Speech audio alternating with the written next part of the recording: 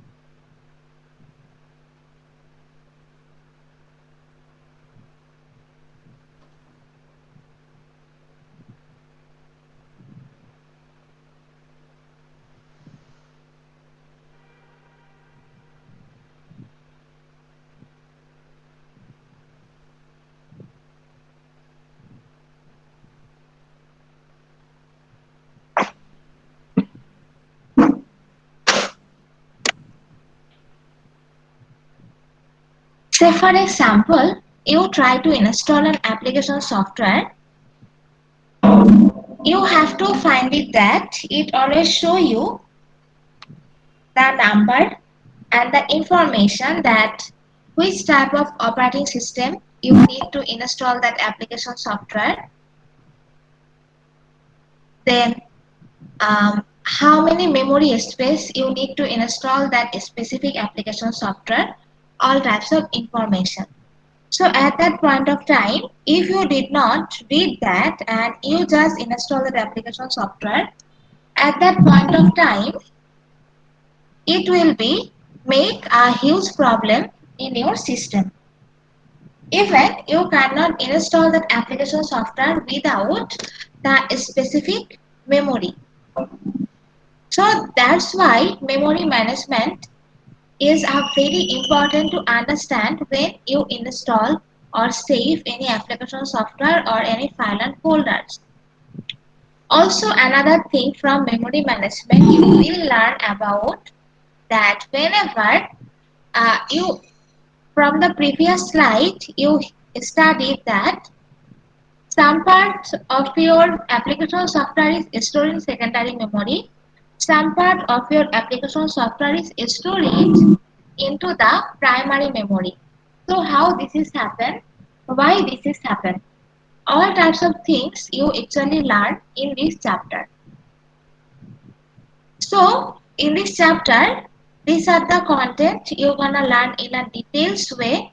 There are a lots of algorithms also in here. First of all, you need to understand the size, the access time and the per unit time for your computer memory. Size already you know that whether it is kilobyte, megabyte, gigabyte, which type of size it is, 8 8 GB, 4 GB, 28 GB, 18 GB, which type of GB it is. Access time means that to run an file and folder or an application software, how much time it needs to fully turn on that application software. Say for example, whenever I try to run my PowerPoint slide, you also see it that it takes minimum 15 to 20 seconds to turn on this application software. So access time means how much time it need to run properly an application software or any file and folder. Per unit time is represented that for 1 second, how much process the processor can run, how much memory can access by the processor. That is represented per unit time. Per always represented that one. Per is represented that within 1 second, how much process you can run with the help of the processor. So here you know that in our computer there are several types of memory. There is primary memory, secondary memory, then there is cache memory, register, lots of memory in our system. Also,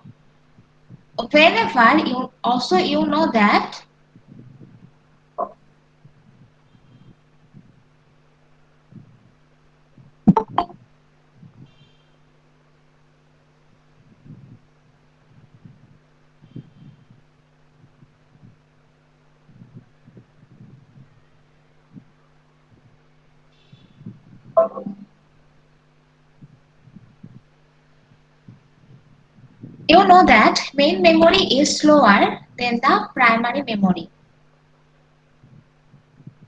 So whenever you will do work with your memory or processor work with your main memory, processor need to be wait lots of time because your primary memory is slower.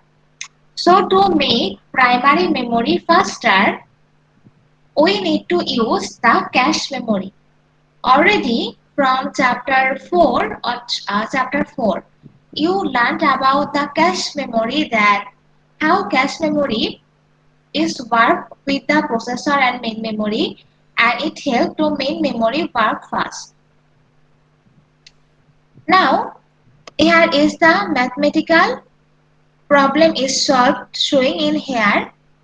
So main memory's access time is 10 milliseconds and secondary memory access time is 100 milliseconds. So means that whenever your processor try to search any application software or try to search any files and folders, at that point of time, how much time your main memory is actually needed, or how much time your secondary memory is actually needed. So according to this, the heat is 90%. Heat means that whenever your cache memory try to search any data from main memory, that is called heat, cache heat. So how much faster your cache heat? Cache heat is 90% faster. So you will do the multiplication 0.9 with 10 with for the main memory,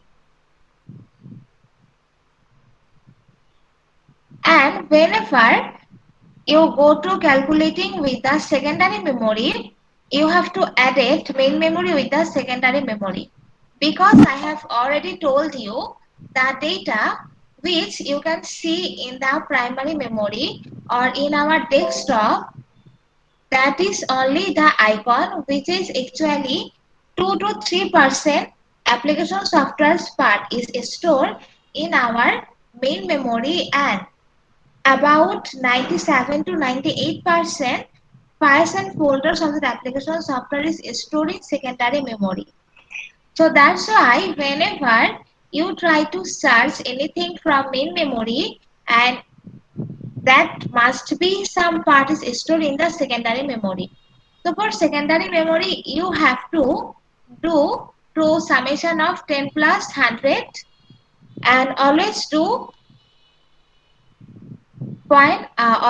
the multiplication with 0.1%, because cache hit 90% for the main memory. Whenever cache try to find something from the secondary memory, so total 100 minus 90, how much actually release or how much does not use, that is 10%.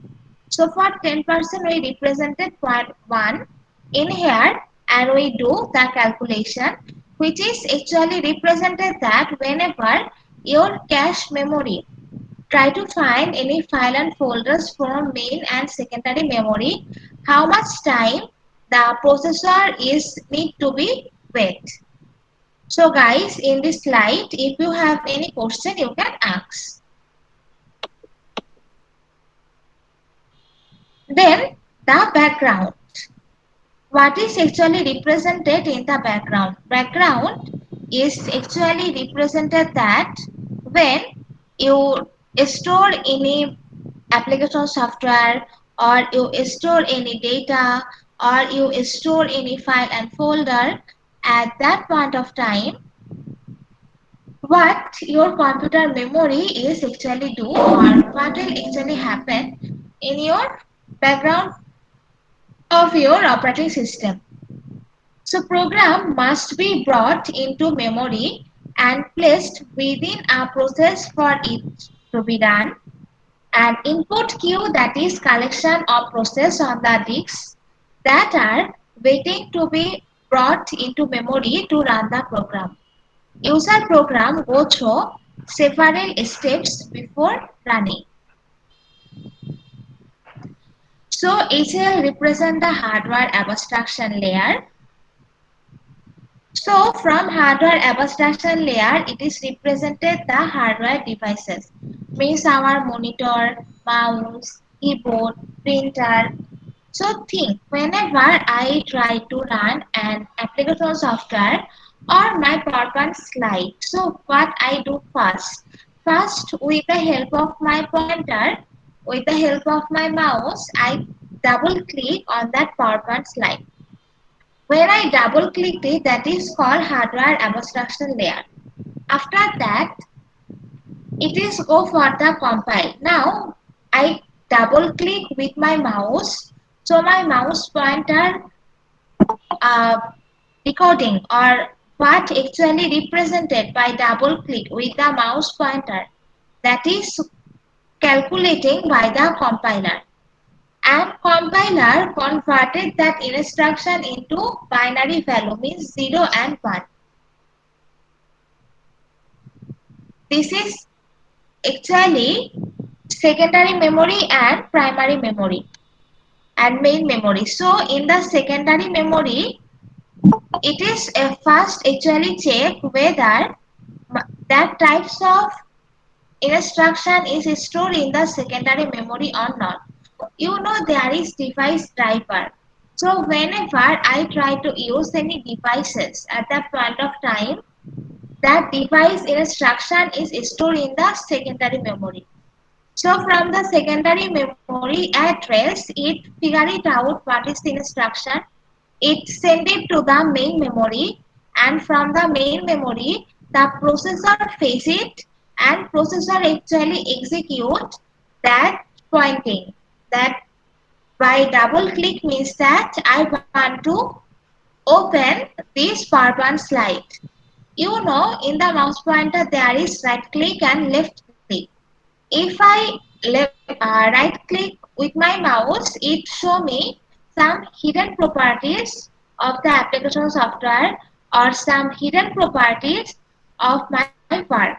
So that is how your process and your memory is actually work together whenever I try to do anything in my computer. So guys, in this slide, if you have any question, you can ask. Then the major responsibilities of operating system in memory management. There are two major responsibility. First responsibility is the memory allocation. Second responsibility is the address translation. First of all, what is actually memory allocation? Memory allocation means that place the process from secondary memory to the main memory. Means the place that we fetch the data from secondary memory to the main memory. That is called memory allocation. So in this diagram, you see from the secondary memory, main memory fetch the data. That is called the memory allocation. Means whenever your memory fetch the data from primary memory to secondary memory, that is called the memory allocation. Allocation means it actually takes some space, it actually takes some places.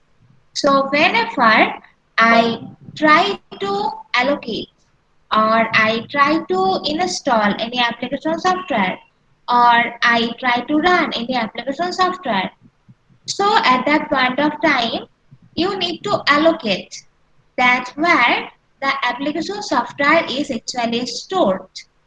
So if it is stored in the secondary memory, so your processor fetch it from the secondary to primary and then the processor able to run that memory. The processor won't be able to run any types of process or any types of files or folders or any types of application if it is stored in the secondary memory. Before run it, your processor must have to be fetch it from the secondary to main memory. The thing is that whenever we run any application software or we run any file and folders, we have no idea about it or we don't have any idea that where it is actually stored and from where it is run. We just click on it and it just run.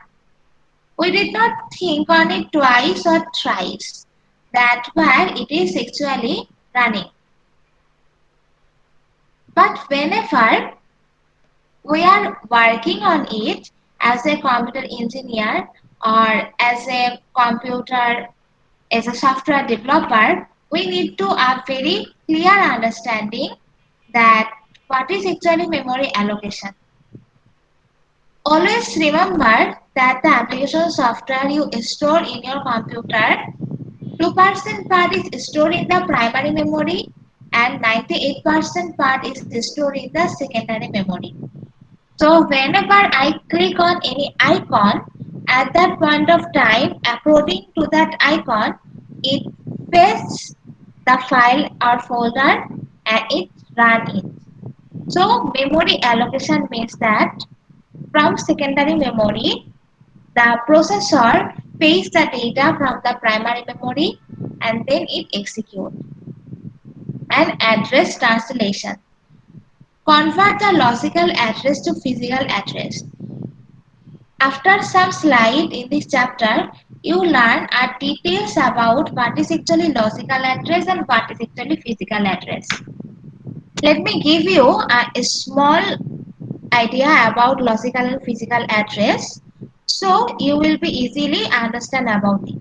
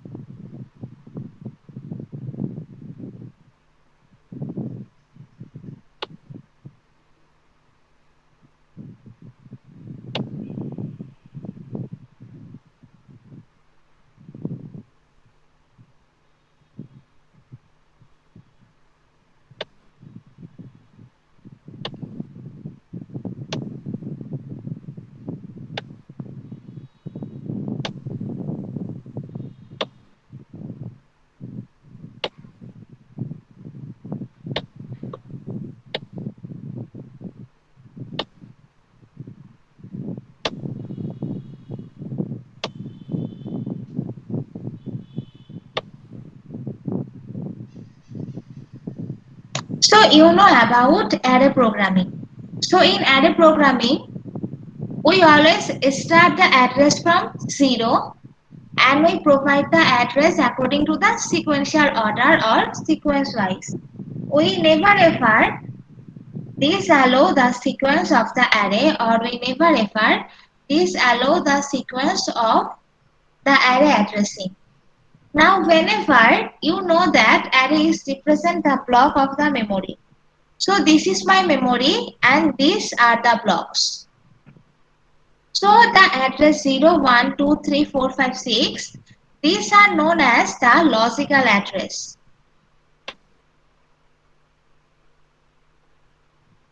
These all are logical address.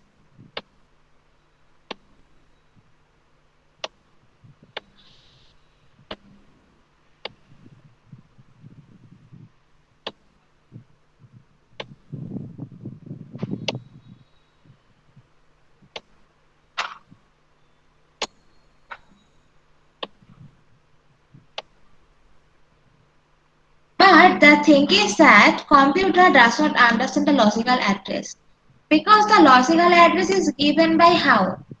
By human understanding. We know what is the meaning of 0, we know what is the meaning of 1.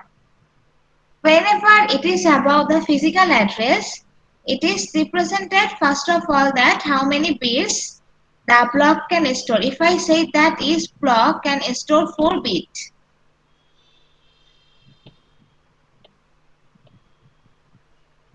so at that point of time, for the physical address, it should be like this.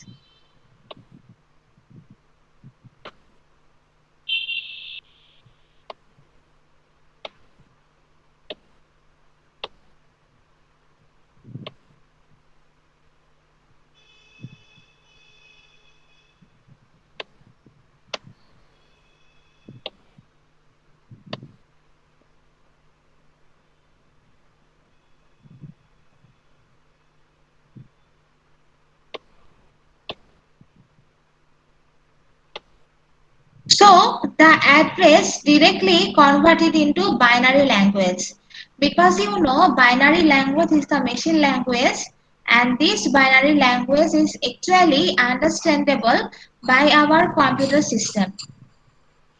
As a human being, we don't understand the binary language at all.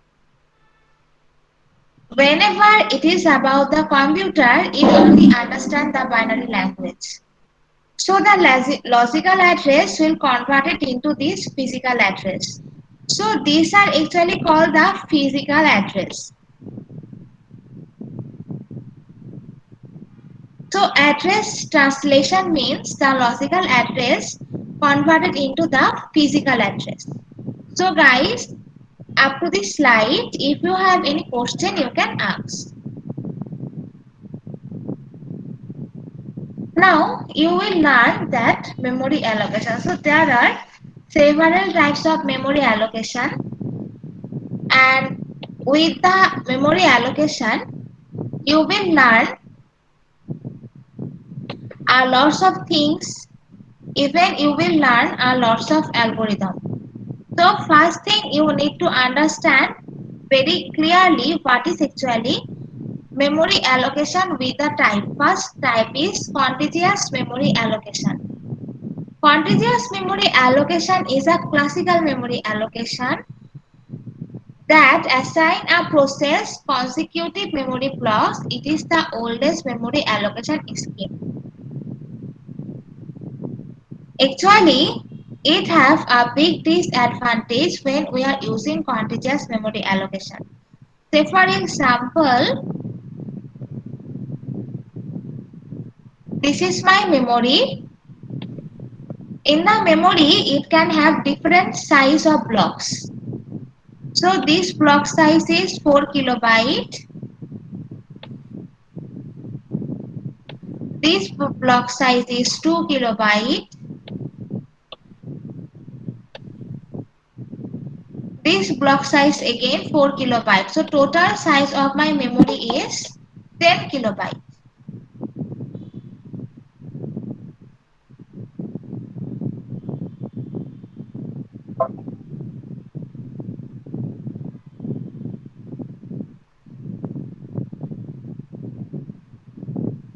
total size of my memory is 10 kilobyte.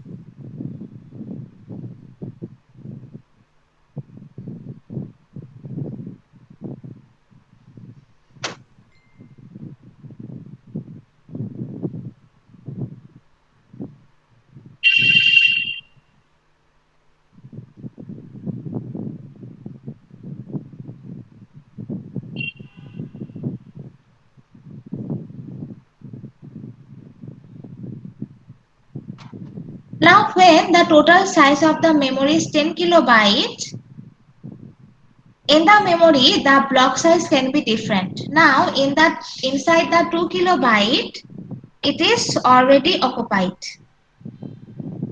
with some of the application software.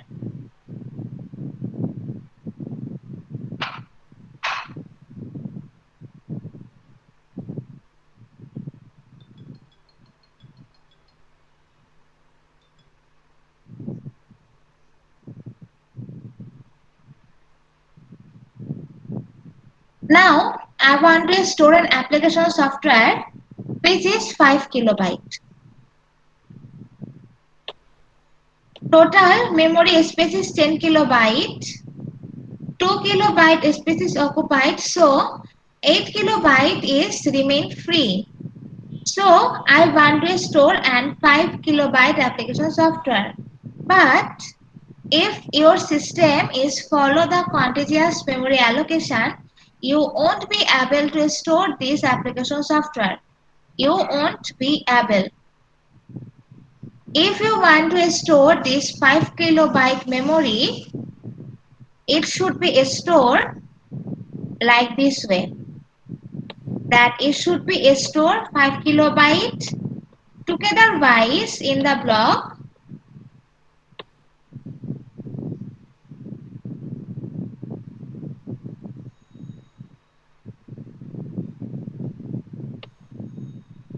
like this way. You cannot divide it the process, or you cannot divide it the memory block. You cannot store 4 kilobyte in here, 1 kilobyte in here. No, you cannot do these types of thing in contiguous memory allocation. So that's why it is a big disadvantages in contiguous memory allocation. You cannot store at that point of time this application software. If you want to install it, if you have to install it like this way. There should be no gap, and you cannot divide the process from 4 to 1 like this way. You cannot do it. So the full 8 kilobyte memory space will be remain free, but you cannot use it. So this is a big disadvantages of contiguous memory allocation. External fragmentation problem, that is actually called the external fragmentation problem, the thing I discussed with you right now, that this 5 kilobyte you cannot store in here. Also it is written in the slide that because of external fragmentation it is not possible to insert process 1, means this 5 kilobyte process you cannot insert in here. It has two advantages, which is first of all quick access time. It is super fast. Why it is super fast? Because your full application is stored in a sequential order. So easily you can access it. Your process can access it. And second advantage is easy address transition. So easily you can translate the address one by one because it is stored in the sequential way. So guys, in this slide, if you have any question you can ask. So the next class we will learn about the non-contiguous memory allocation.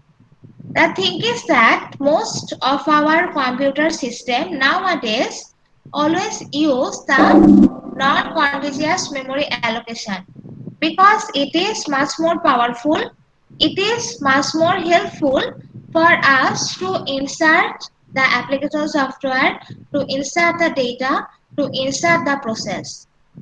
The thing is that whenever we try to install an application software or we install an application software, we don't know what is the actual address. We know the location, that is local disk D, local disk E, local disk F. But as a machine, we don't know the address, that what is actually actual address. So the next class you will learn about the contiguous memory allocation with some algorithms. Serial 1.